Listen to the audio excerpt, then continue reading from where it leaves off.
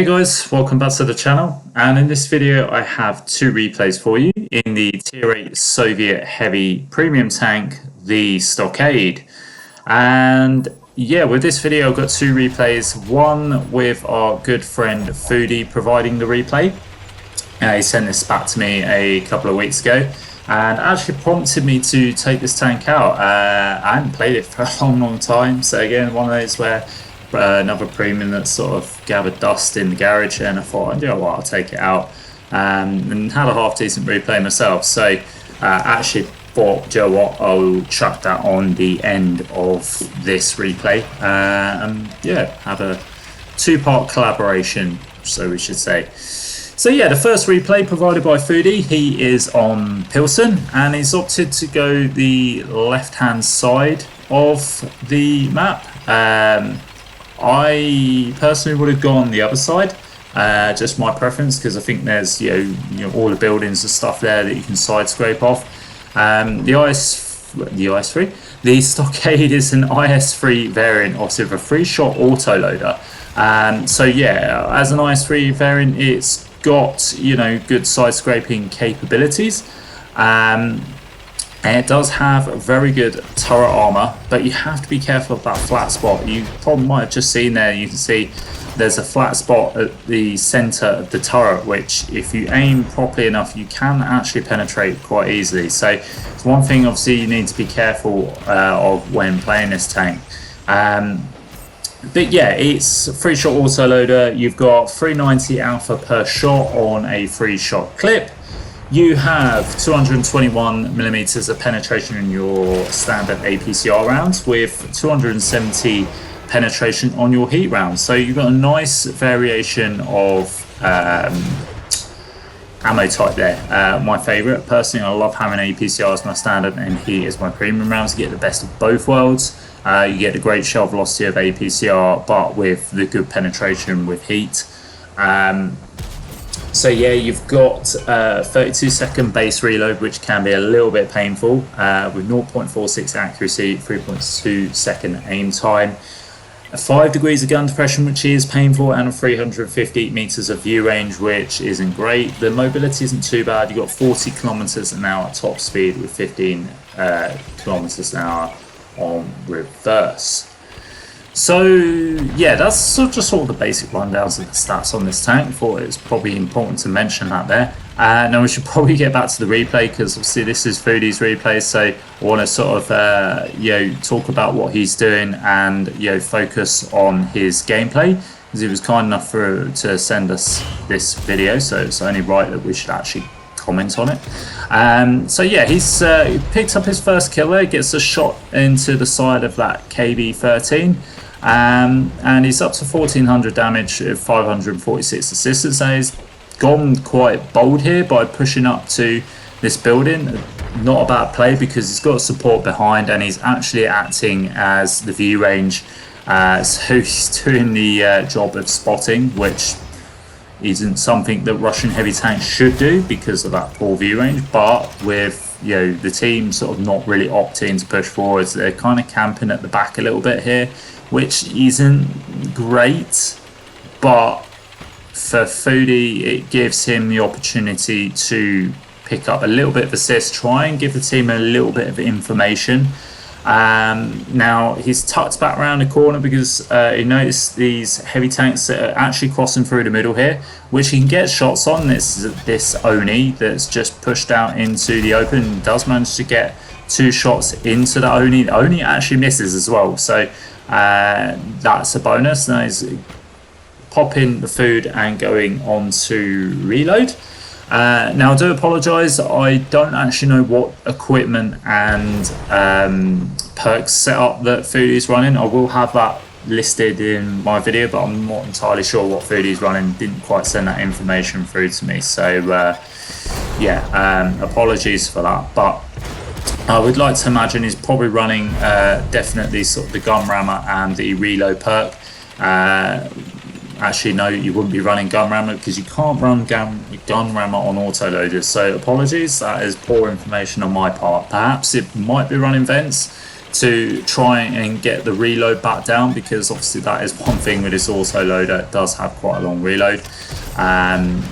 But yeah, he's done a good job there, put some shots into that UDES, putting that UDES down to a one shot, who does get taken out by the Eagle 7. Now, the team was looking a little bit precarious at one point and did think maybe Foody wasn't quite gonna, or Foody's team, should I say, wasn't quite gonna have this game in the bag. But they brought it down to sort of quite an even matchup now, and it's 6-all. So Foody's just surveying his options, is looking at the map. There's only 2 targets, 2 heavy tanks, so there's 4 other tanks that are unanswered for in terms of their positions. But Foody's going to move around now, and he's spotted this T-34-100.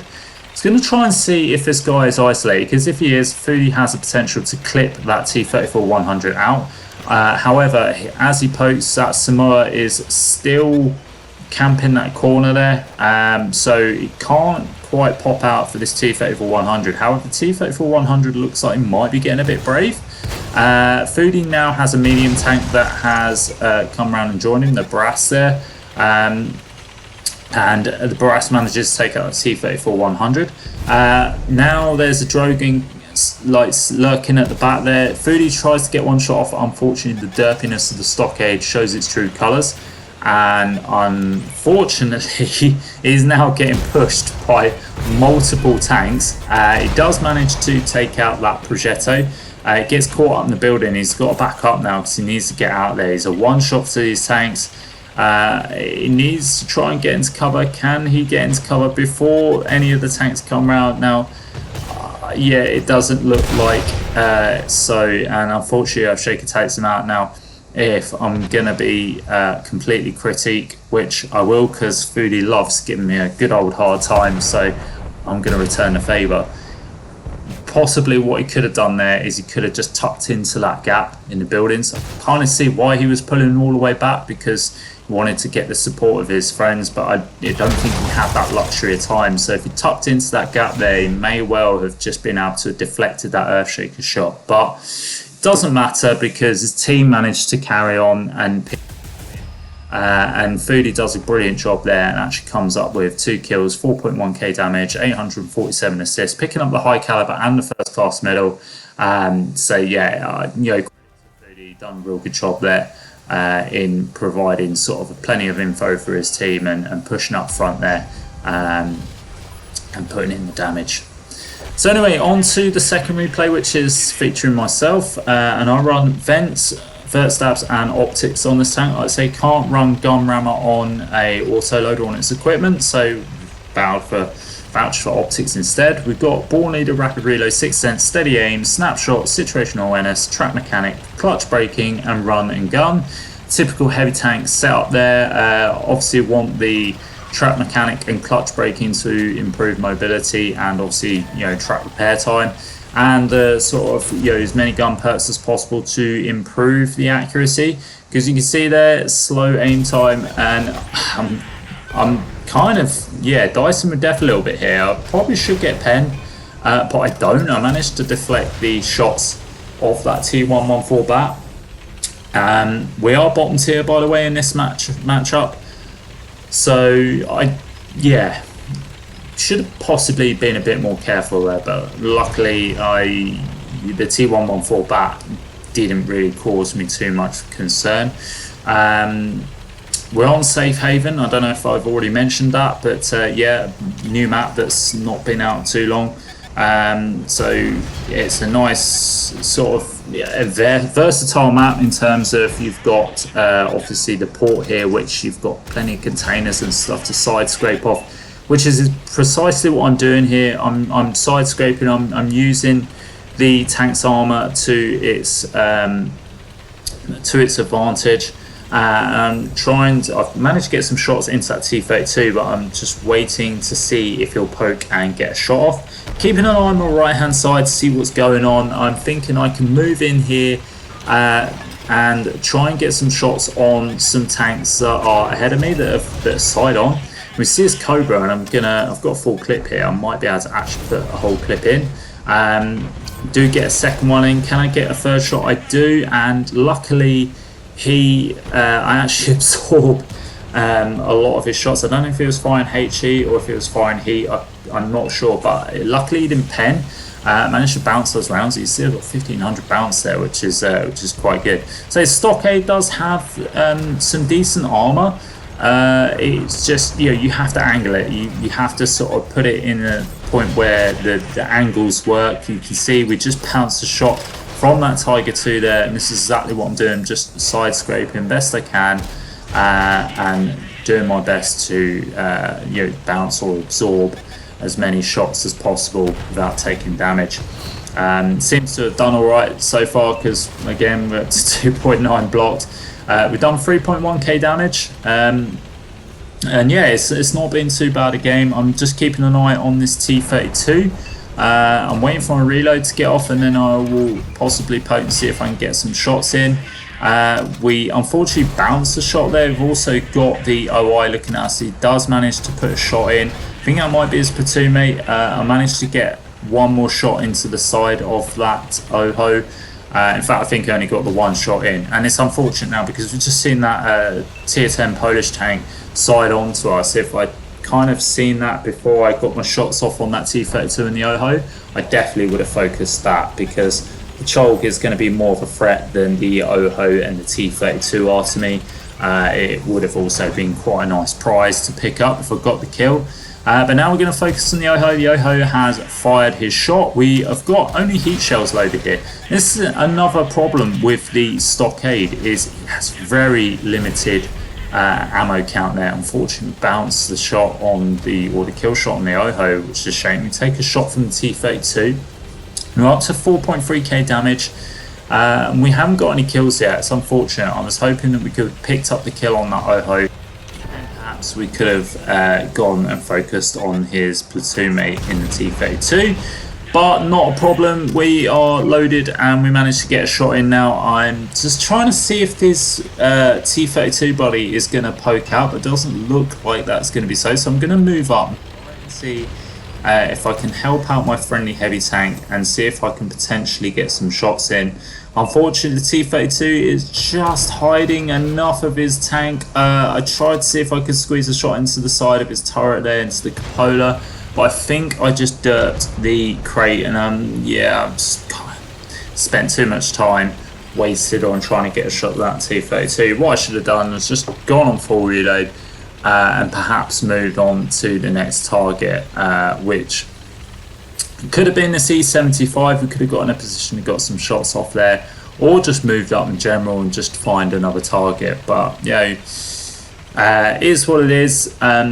Yeah, we just gotta move on and hope that we can pick up a little bit more damage, because we've had a really good game so far, and there's more damage to be had here. The scores are more in our favour though. We're 6 tanks ahead, so it's becoming more and more likely that the game is going to run away from us and we're not going to get any more damage. But you can only hope. We've got the E75 below us that's actually in the building that gets taken out. The tier 8 tank destroyer then gets taken out, and we're going to move down and just try and see what else we can find. We do get spotted here. It could be that medium tank on the hill, or it could be something else lingering at the back there, but I've got a funny feeling it's these tanks on the right. Now, one of them is a one-shot that is just behind that building, and I can't quite get the gun down, and again, by the time I managed to get into a position where I could potentially get a shot, they're taken out, and now all that's left is the is a tank destroyer and RT left on the enemy team. So I'm going to go down to the usual spot, but again, my team's quite ahead of me, so it's looking very unlikely that we are going to pick up any damage whatsoever. But all you can do is just move ahead and just hope that you could potentially pick up a kill. But yeah, the Stockade in general, it's not a bad tank, but yeah, I think, we've been sort of quite lucky in this matchup so far. All we've come up against really is tier 8s. We've not really sort of come up against too many tier 10s, but I think bottom tier you're going to struggle. I think most the IS3 and most IS3 variants can have a hard time against tier 10s because the armor just isn't effective as it once was. But yeah, it's not a bad tank. So we finished a replay there, top of the board. We come with 4.3k damage with 1 kill. I don't think we've got any assisted there. We do pick up the first class medal, and yeah, just a decent tank overall. Like I say, he is a little bit sort of power crept, I think, in terms of what it goes up against, and the armor I think can be sort of quite vulnerable against tier 10 heavy tanks particularly. So anyway guys, that is it for the video. I hope you enjoyed it. If you did, please like and subscribe. I will tag Foody's channel below. Do feel free to go and head over there and check out his videos. He doesn't do commentary, but he does do a good job of editing his videos, and yeah, it's definitely worth a watch. He has some good videos on there on sort of all sorts of various tanks, so yeah, check him out. And as always guys, I'll catch you next time.